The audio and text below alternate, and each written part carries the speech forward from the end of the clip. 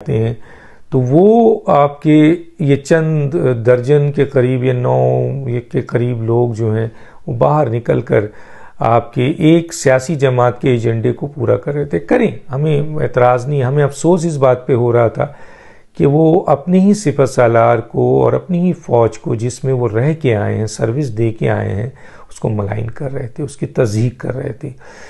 और उस सिलसिले में ये लोग जो हैं, बल्कि हमने कहा भी कि अगर आपको पीटीआई अच्छी लगती है, जेयूआई अच्छी लगती है, पीएमएलएन अच्छी लगती है, तो आप उसका पार्ट बने, आप उसका हिस्सा बन जाएं सियासी तौर पर और पूरी फैमिली को लेकर उनके लिए जद्दोजहद करें। लेकिन ये जो मेजर जनरल और लेफ्टिनेंट जनरल और ये आपके कर्नल और ब्रिगेडियर का नाम लगा के आप और उसको रिप्रेजेंट करके आप जो एक सियासी पार्टी के एजेंडे को पूरा करें, और वो सियासी पार्टी जो फ़ौज के तबाही की बात कर रही है, मुल्क को 3 टुकड़े करने की बात कर रही है और एटमी सलाहियत को ख़त्म करने की बात कर रही है, तो बड़ी तकलीफ़ थी हमें कि फ़ौज में ऐसे कौन लोग आ गए।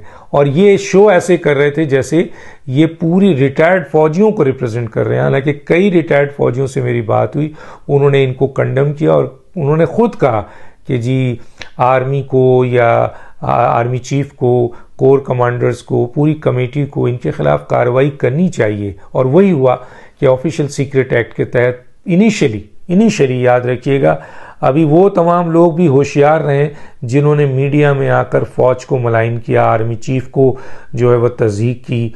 और मेडल वापस करें ना, नाम वापस करें ना। आपने आर्मी ने जो आपको दिया, जो एक डिसिप्लिन इदारा है, जो मुनज़्ज़म इदारा है, जिसकी बेशुमार कुर्बानियाँ हैं, जो बेइंतहा जिसने पाकिस्तान के लिए कुर्बानियाँ दी हैं, आज एक शख्स के लिए, एक पार्टी के लिए आप अपनी इदारे को मलाइन कर रहे हैं।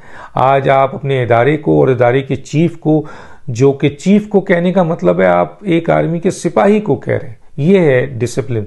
तो आप उसको मलाइन कर रहे हैं, उसकी तज़हीक कर रहे हैं, उस पर गालिम गलोच कर रहे हैं, उसको डायरेक्शन दे रहे हैं। बताइए, हालांकि अगर वो हल्का सा एक डंडे ही घुमाए तो आपके परखचे उड़ जाएंगे। लेकिन शर्म आनी चाहिए ऐसे रिटायर्ड फौजियों को। मेडल वापस करते हैं, अपना नाम major general, lieutenant general, colonel ये वापस करें, और जो फैसिलिटीज़ ले रहे थे इस इदारे की वजह से वापस करें, और जाके एक पार्टी को ज्वाइन करें जिसकी हिमायत में, और खुल कर उसके साथ खड़े होकर फाइट करें। सबको, किसी को एतराज़ नहीं होगा।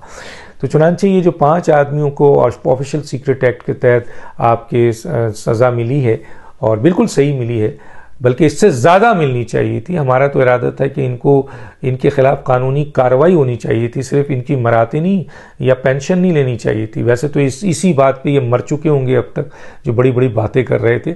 और दूसरी बात ये है कि ये अफवाह भी डाली गई कि 150 अफराद है। नहीं भाई, ये 9 अफराद थे, जिनमें से 5 को अभी सज़ा मिल गई है, या 12 अफराद थे, मज़ीद 5-7 अफराद और रह गए हैं। वो भी किसी वक्त अगर उनमें इतनी ज़रूरत है तो अब आए सामने, और अपनी फ़ौज को और अपनी सिपह सालार को और अपने इदारे को जिसने इनको इज़्ज़त दी, रिस्पेक्ट दी, या ओहदा दिया, ये फैसिलिटीज़ दी, पेंशन दिया, तनख्वाह दिया, ज़मीनें दी, पता नहीं मेडिकल दिया, क्या कुछ किया, उसको मलाइन कर रहे हैं, उस इदारे को मलाइन कर रहे हैं। शर्म आनी चाहिए इन रिटायर्ड फौजियों को।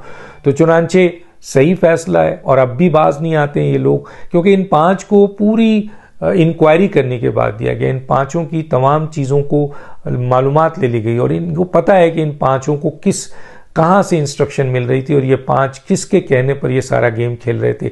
इवन के मज़ीद जो 6-7 और लोग हैं, जिसमें लेफ्टिनेंट जनरल्स भी हैं, उन लोगों को भी कहाँ से इंस्ट्रक्शन मिल रही है, और वो लोग किसके कहने पर ये एक डर्टी गेम खेल रहे हैं, उसकी इंफॉर्मेशन फ़ौज के पास है। तो इनिशियली जब कंक्लूड इंफॉर्मेशन इन 5 के मुतालिक आ गई, तो ऑफिशियल सीक्रेट एक्ट के तहत इनको इबरत का निशान तो बना दिया गया है।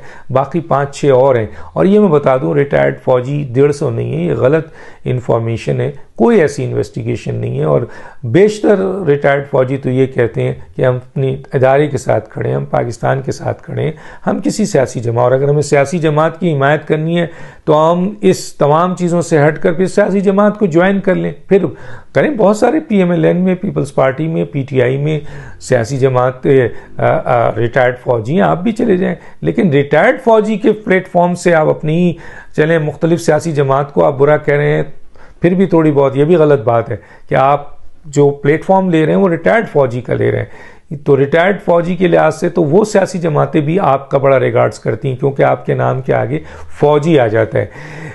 दूसरा ये है कि जी